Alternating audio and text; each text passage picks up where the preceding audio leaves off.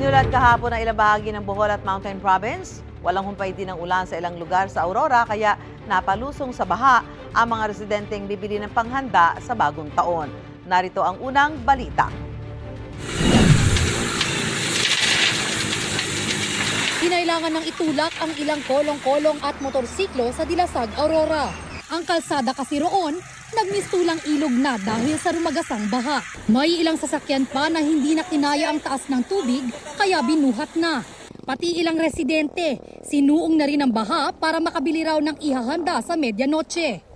Umapaw naman ang isang ilog sa bayan ng Kasiguran dahil sa walang humpay na ulan.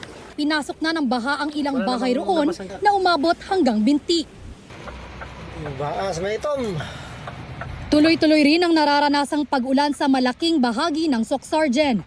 Sa Maitom, Sarangani, doble ingat sa pagbiyahe ang mga motorista dahil sa baha sa kahabaan ng highway sa Barangay Poblasyon.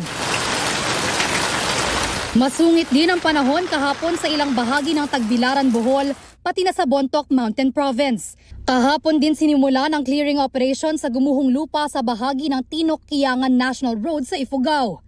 Nangyari ang landslide noong Pasko. Ito ang unang balita. Bea Pinlac para sa GMA Integrated News.